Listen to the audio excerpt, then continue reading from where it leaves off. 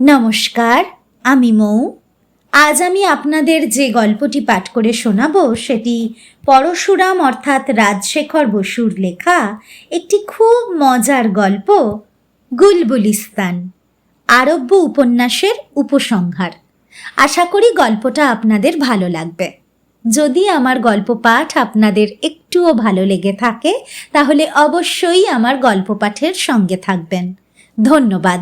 শুরু করছি আমার আজকের গল্প পাঠ, পরশুরাম অর্থাৎ রাজশেখর বসুর লেখা একটি খুব মজার গল্প, গুলবুলিস্তান। সম্প্রতি আরব্য উপন্যাসের একটি প্রাচীন পুঁথি উজবেকিস্তানে পাওয়া গেছে। তাতে যে আখ্যান আছে তা প্রচলিত গ্রন্থেরই অনুরূপ, কেবল শেষ অংশ একেবারে অন্যরকম।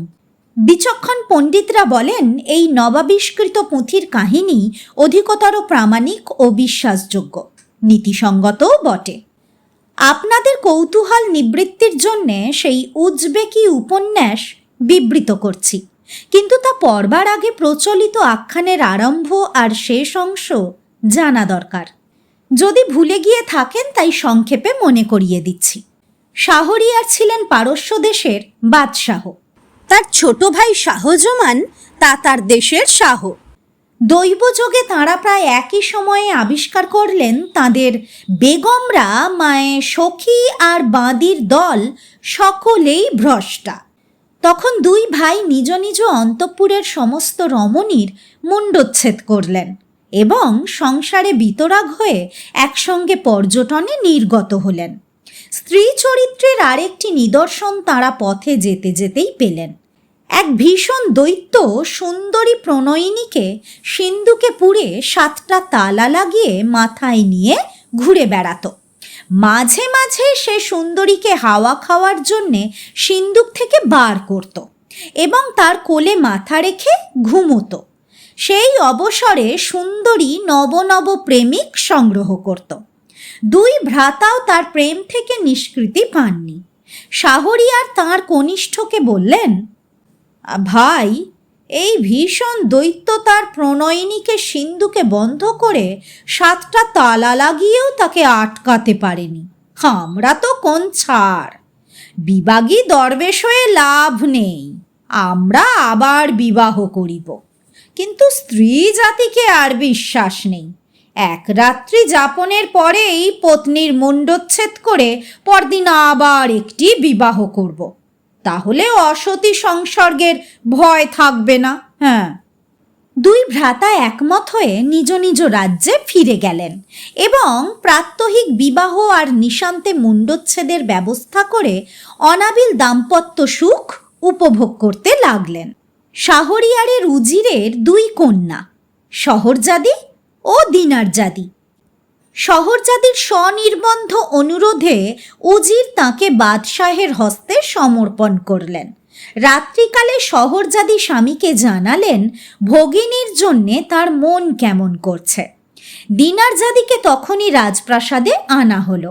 শাহরিয়ার আর শহরজাদির শয়নগৃহেই দিনারজাদি রাত্রি যাপন করলেন।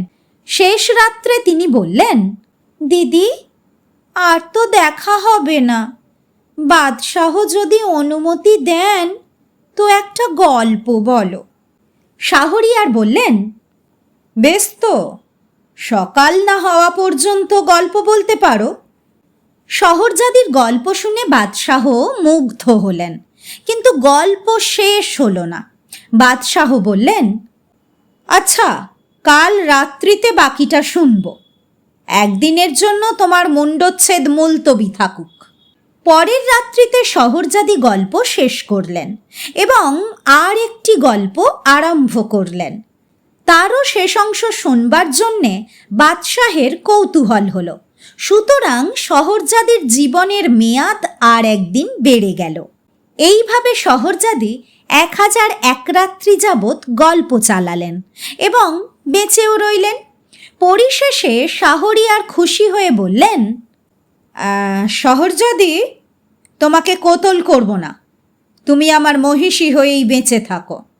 তোমার ভগিনী দিনারজাদির সঙ্গে আমার ভাই শাহজামানের বিবাহ দেব। অতঃপর শহরজাদির সঙ্গে শাহরিয়ার এবং দিনারজাদির সঙ্গে শাহজামান পরম সুখে নিজ নিজ রাজ্যে কাল যাপন করতে লাগলেন। এখন আরব্য রজনীর উজবেকি উপসংহারে শুনুন। হাজার এক রাত্রি শেষ হলে শাহরিয়ার প্রসন্ন মনে বললেন, শহরজাদি, তুমি যেসব অত্যাশ্চর্য গল্প বলেছ তা শুনে আমি অতিশয় তুষ্ট হয়েছি। তোমাকে মরতে হবে না। শহরজাদি যথোচিত কৃতজ্ঞতা জ্ঞাপন করলেন। দিনারজাদি বললেন, জাহাপানা, এতদিন আপনি শুধু দিদির গল্পই শুনলেন, পুরস্কার স্বরূপ জীবনদানও করলেন, কিন্তু আমার কথা কিছুই শুনলেন না। শাহরিয়ার বললেন, তুমিও গল্প জানো নাকি? বেশ, শোনাও তোমার গল্প। দিনারজাদি বললেন, আমি যা বলছি তা গল্প নয়, একেবারে খাঁটি সত্য। জাহাপনা, আপনি তো বিস্তর স্ত্রীর সংসর্গে এসেছেন। এমন কাকেও জানেন কি যার তুলনা জগতে নেই? কেন, তোমার এই দিদি আর তুমি? আমাদের চাইতে শতগুণ শ্রেষ্ঠ নারী আছে। তার বৃত্তান্ত আমার প্রিয় সঙ্গী গুলবদনের কাছে শুনেছি। তার দেশ বহু দূরে। 6 মাস আগে একদল হুন দস্যু তাকে হরণ করে ইস্পাহানের হাটে নিয়ে এসেছিল। তখন আমার বাবা 100 দিনার দাম দিয়ে তাকে কেনেন। গুলবদনের সঙ্গে একটু আলাপ করেই আমি বুঝলাম সে সামান্য কৃতদাসী নয়, উচ্চ বংশের মেয়ে, গুলবুলিস্তানে শাহজাদিদের আত্মীয়া। গুলবুলিস্তান কোন মুলুক? তার নাম তো শুনিনি। যে দেশে প্রচুর গোলাপ তার নাম গুলিস্তান, আর যে দেশে যত গোলাপ তত বুলবুল তার নাম গুলবুলিস্তান। এই দেশ হচ্ছে হিন্দুকুশ পর্বতের দক্ষিণে বলখ উপত্যকায়।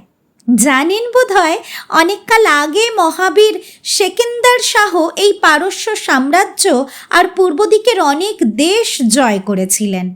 দিন কতক তিনি সসৈন্য গুলবুলিস্তানে বিশ্রাম করেছিলেন।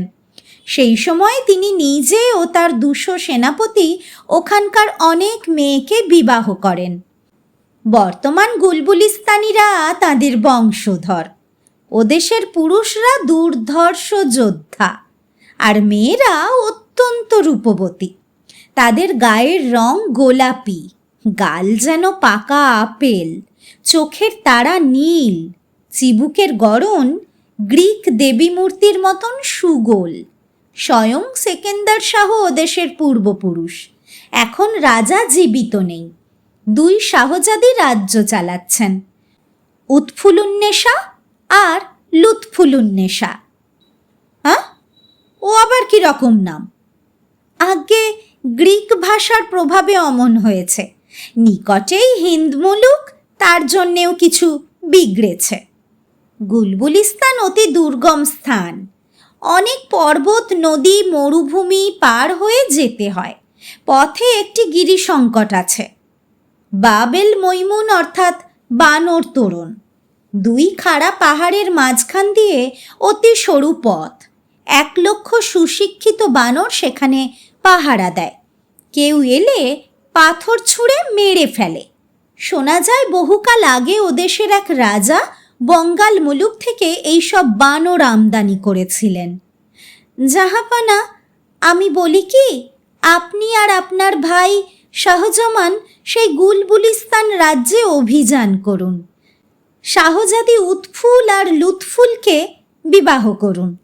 আমার সখী গুলবদন পথ দেখিয়ে নিয়ে যাবে। আপনাদের সঙ্গে গেলে সেও নিরাপদে নিজের দেশে ফিরতে পারবে। শাহরিয়ার বললেন, আমরা যাকে তাকে বিবাহ করতে পারি না। সেই 2 শাহজাদি দেখতে কেমন? তাদের চরিত্র কেমন? জাহাপানা, তাদের মতন রূপবতী দুনিয়ায় নেই। তেমন ভীষণ সতীও পাবেন না। তাদের যেমন রূপ তেমনি ঐশ্বর্য। আপনারা দুই ভাই যদি সেই দুই শাহজাদিকে বিবাহ করেন তবে স্বর্গের হুরির মতো স্ত্রীর সঙ্গে প্রচুর ধনরত্ন পাবেন। তোমার দিদি কি বলেন? শহরজাদি বললেন, জাহাপানা, আমার জন্য ভাববেন না, আপনাকে সুখী করার জন্য আমি আমার জীবন দিতে পারি। একটু চিন্তা করে শাহরিয়ার বললেন, বেশ, আমি আর শাহজামান শীঘ্রই গুলবুলিস্তান যাত্রা করব। সঙ্গে 10,000 তীরন্দাজ, 10,000 বর্ষাধারী ঘোড়সওয়ার আর 30,000 টাঙ্গিধারী পাইক সৈন্য নেব। দিনারজাদি বললেন, অমন কাজ করবেন না জাহাপনা, তাহলে গুলবুলিস্তান পৌঁছুবার আগেই সসৈন্যে মারা যাবেন। বাবেল মৈমুন গিরিসংকটে যে 1,00,000 বানর আছে, তারা পাথর ছুঁড়ে সবাইকে সাবার করবে। তাছাড়া শাহজাদিদের 5,000 হাতি আছে, আপনার সৈন্যদের তারা ছত্রভঙ্গ করে দেবে। আমি যা বলি শুনুন, সঙ্গে শুধু 50 জন দেহরক্ষী নেবেন। আপনার 25 আর ছোট জাহাপানার 25। আপনার যে 2 জন জওয়ান সেনাপতি আছেন, শামসের জং আর নওসের জং, তাদেরও নেবেন। কিন্তু সেই বাঁদরদের ঠেকাবো কি করে? শুনুন, এখন রমজান চলছে, কিছুদিন পরেই ঈদুল ফিতর। এই সময় দেশের আমির ফকির সকলেই জ্বালা জ্বালা শরবত খায়। তার জন্যে হিন্দুস্তান থেকে রাশি রাশি তখ্ত-ই খণ্ডেশ্বরী অর্থাৎ খাঁড় গুড়ের পাটালি বসরা বন্দরে আমদানি হয়। আপনি সেই পাটালি 1000 বস্তা বাজেয়াপ্ত করুন, সঙ্গে নিয়ে যাবেন। বাবেল মৈমুনের কাছে পথের 2 ধারে সেই পাটালি ছড়িয়ে দেবেন। বাঁদরের দল হুমড়ি খেয়ে পড়বে আর কাড়াকাড়ি করবে, তখন আপনারা অনায়াসে পার হয়ে যাবেন। শাহরিয়ার বললেন, বাহ, তোমার খুব বুদ্ধি। যদি পুরুষ হতে তো উজির করে দিতাম। যেমন বললে সেই রকমই ব্যবস্থা করব। শাহজামানের কাছে আজই দুধ পাঠাচ্ছি। তোমরা 2 বোন আর তোমাদের সখী গুলবদন যাবার জন্য তৈরি হও। দিনারজাদির পরামর্শ অনুসারে যাত্রার আয়োজন করা হলো। কিছুদিন পরে শাহরিয়ার শাহজামান, শাহরজাদি, দিনারজাদি, 2 সেনাপতি আর 50 জন অনুচর গুলবদনের প্রদর্শিত পথে নিরাপদে গুলবুলিস্তানে পৌঁছুলেন। 4 জন রক্ষীর সঙ্গে গুলবদন এগিয়ে গিয়ে শাহরিয়ার ইত্যাদির আগমন সংবাদ 2 শাহজাদিকে জানালেন। তারা মহা সমাদরে অতিথিদের সংবর্ধনা করলেন।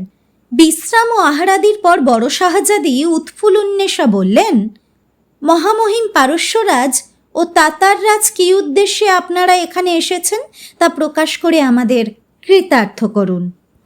শাহরিয়ার উত্তর দিলেন, হে গুলবুলিস্তানের শ্রেষ্ঠ গোলাপি বুলবুল 2 শাহজাদি, যা শুনেছিলাম তার চাইতে তোমরা ঢের সুন্দরী। আমরা একেবারে বিমোহিত হয়ে গেছি। তোমরা 2 ভগিনী আমাদের 2 জনের বেগম হও। শাহজাদি উৎফুল বললেন, তা বেশ তো, আমাদের আপত্তি নেই। বিবাহে আমরা সর্বদা প্রস্তুত। আপনাদের দলে এই যে 2 জন সুন্দরী দেখছি, এরা কে? শাহরিয়ার বললেন, ইনি হচ্ছেন আমার এখনকার বেগম শাহরজাদি, আর উনি আমার শালি দিনারজাদি, আমার ভাইয়ের বাগদত্তা। স্বপত্নীর সঙ্গে থাকতে এদের কোনো আপত্তি নেই। মাথা নেড়ে উৎফুল বললেন, তবে তো আমাদের সঙ্গে বিবাহ হতে পারে না। আমাদের নীতিশাস্ত্র কলিলা ও অদিম্না অনুসারে পুরুষের এককালে একাধিক স্ত্রী আর স্ত্রীর একাধিক স্বামী নিষিদ্ধ। তুমি যে ধর্মবিরুদ্ধ খ্রিস্টানি কথা বলছো শাহজাদি। স্ত্রীর পক্ষেই একাধিক বিবাহ নিষিদ্ধ, পুরুষের পক্ষে নয়। আপনাদের রীতি এখানে চলে না। আমাদের শরীয়ত অন্যরকম। তা যদি না মানেন তবে আপনাদের সঙ্গে আমাদের বিবাহ হবে না। শাহরিয়ার তার ভাই শাহজামানের সঙ্গে কিছুক্ষণ চুপি চুপি পরামর্শ করলেন। তারপর বললেন, বেশ, তোমাদের রীতি মেনে নিচ্ছি। শহরজাদি, তোমাকে আমি তালাক দিলাম।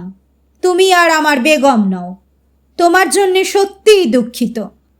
কি করা যায় বলো, সবই আল্লাহর মর্জি। তোমার জন্যে আমি অন্য একটি ভালো স্বামী জোগাড় করে দেব। শাহজামান বললেন, দিনারজাদি, আমিও তোমাকে চাই না, তুমি অন্য কাকেও বিবাহ করো। অনন্তর সানাই, ভেপু, কারা না কারা আর দামামা বেজে উঠল। সখীর দল নাচতে লাগল। গুলবুলিস্তানের মোল্লারা শাহরিয়ারের সঙ্গে উৎফুলের আর শাহজামানের সঙ্গে লুৎফুলের বিবাহ যথারীতি সম্পাদন করলেন। বিকালবেলা প্রাসাদ সংলগ্ন মনোরম উদ্যান ফোয়ারার কাছে বসে শাহরিয়ার বললেন, প্রেয়সী উৎফুল, তোমাদের সখীরা অতি খাসা। অনেকে তোমাদের দুই বোনের চাইতেও খুবসুরত। আমরা দুই ভাই ওদের ভাগাভাগি করে আমাদের হারেমে রাখব। উৎফুল বললেন, খবরদার প্রাণনাথ, আমাদের সখীবাদী ঝাড়ুদারনি বা অন্য কোনো স্ত্রীলোকের দিকে যদি কুদৃষ্টি দাও তো তোমার গর্দান যাবে। অত্যন্ত রেগে গিয়ে শাহরিয়ার বললেন, ইনশাল্লাহ, মুখ সামলে কথা বলো প্রিয়ে। গর্দান নেওয়া আমারও ভালো রকম অভ্যাস আছে। উৎফুল বললেন, এসো আমার সঙ্গে, বুঝিয়ে দিচ্ছি। এই বাঁধি, এখনই 4 জন মশালচি আর 10 জন রক্ষীকে গর্দানি মহলে যেতে বলো। 2 শাহজাদি স্বামীদের নিয়ে গর্দানি মহলে প্রবেশ করলেন। মশালের আলোতে 2 ভ্রাতা সন্ত্রস্ত হয়ে দেখলেন দেওয়ালের গায়ে বিস্তর গোঁজ পোঁতা আছে। তা থেকে সারি সারি নরমুণ্ড ঝুলছে। তাদের দাড়ি হরেক রকম, কাঁচা, কাঁচা পাকা, গালপাট্টা, ছাগল দাড়ি, লম্বা দাড়ি, গোঁফিন দাড়ি ইত্যাদি। উৎফুল্লন্বেষা বললেন, শোনো বড় জাহাপানা আর ছোট জাহাপানা, এইসব মুন্ড হচ্ছে আমাদের ভূতপূর্ব স্বামীদের। উত্তর দিকের দেওয়ালে আমার স্বামীদের আর দক্ষিণের দেওয়ালে লুৎফুলের। বিবাহের পর এরা প্রত্যেকেই আমাদের সখীদের প্রতি লোলুপ নয়নে চেয়েছিল। সেজন্য আমাদের নিয়ম অনুসারে এদেরকে কতল করা হয়েছে। তোমরা যেমন কুলোটা স্ত্রীকে দণ্ড দাও, আমরা তেমনি লম্পট স্বামীকে দিই। ওহে শাহরিয়ার আর শাহজামান, যদি হুঁশিয়ার না হও তবে তোমাদেরও এই দশা হবে। খবরদার, তলোয়ারে হাত দিও না, তাহলে আমাদের এই রক্ষীরা এখনই তোমাদের গর্দান নেবে। শাহরিয়ার বললেন, পিশাচি, রাক্ষসী, ঘুলি, ইবলিস নন্দিনী, তোমাদের মনে কি দয়া মায়া নেই? তোমাদের চাইতে ঢের বেশি আছে। তোমরা নব নব বধূ ঘরে এনেছ, 1 রাত্রির পরেই প্রত্যেককে হত্যা করেছ।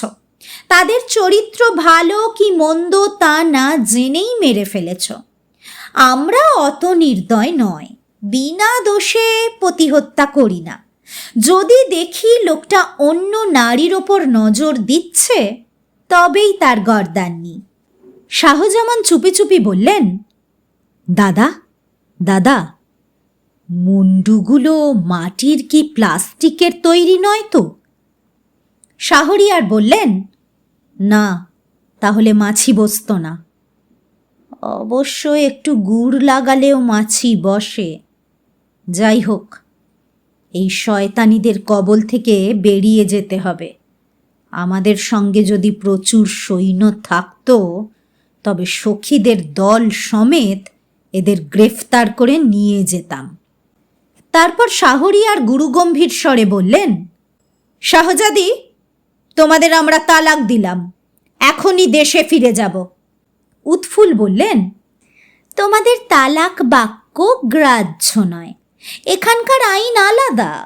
আমরা ছেড়ে না দিলে তোমাদের এখান থেকে মুক্তি নেই। তবে এই সখীদের সরিয়ে দাও, ওরা চোখের সামনে থাকলে আমাদের লোভ হবে। ওরা এখানেই থাকবে, নইলে তোমাদের চরিত্র পরীক্ষা হবে কি করে? মাথা চাপড়ে শাহরিয়ার বললেন, হা, আমাদের পারস্য আর তাতার রাজ্যের কি হবে? উৎফুল বললেন, তার জন্যে ভেবো না, তার জন্যে ভেবো না। তোমার সেনাপতি শামসের জং শহরজাদিকে বেগম করে পারস্যের সিংহাসনে বসবে, আর নওসের জং দিনারজাদিকে বেগম করে তাতার মালিক হবে। তুমি আর শাহজামান এখনই ফরমান আর রাজিনামায় পাঞ্জার ছাপ লাগাও। রাজ্যের দেরি করো না, তাহলে বিপদে পড়বে। নিরুপায় হয়ে শাহরিয়ার আর শাহজামান দলিলে পাঞ্জার ছাপ দিলেন। তারপর শাহরিয়ার করজোরে বললেন, শাহজাদি, দয়া করো, এখানে তোমাদের সখীদের দেখলে আমরা প্রলোভনে পড়ব, প্রাণ হারাবো। আমাদের অন্য কোথাও থাকতে দাও। তা থাকতে পারো। এই গুলবুলিস্তানের উত্তরে পাহাড়ের গায়ে অনেক গুহা আছে, সেখানে তোমরা সুখে থাকতে পারবে। 7 দিন অন্তর এখান থেকে রসদ পাবে। 2 জন মোল্লাও মাঝে মাঝে গিয়ে ধর্মোপদেশ দেবেন। ওখানে তোমরা পাপ মোচনের জন্য নিরন্তর তসবি জপ করবে এবং হরদম আল্লাহর নাম নেবে। 5 বৎসর পরে মোল্লারা জানালেন যে আল্লাহর কৃপায় 2 ভ্রাতার চরিত্র কিঞ্চিত দুরস্ত হয়েছে। তখন 2 শাহজাদি নিজ নিজ স্বামীকে মুক্তি দিলেন, তালাকও দিলেন। শাহরিয়ার ও শাহজামান দেশে ফিরে গিয়ে দেখলেন প্রজা, সৈন্য আর রাজকোষ সব বেহাত হয়ে গেছে। শামসের আর নওসের সিংহাসনে জেঁকে বসেছেন। রাজ্য ফিরে পাবার কোনো আশাই নেই। অগত্যা তাঁরা বাগদাতে গেলেন এবং কাফিখানার জনতাকে আরব্য রজনীর বিচিত্র কাহিনী শুনিয়ে কোনো রকমে জীবিকা নির্বাহ করতে লাগলেন।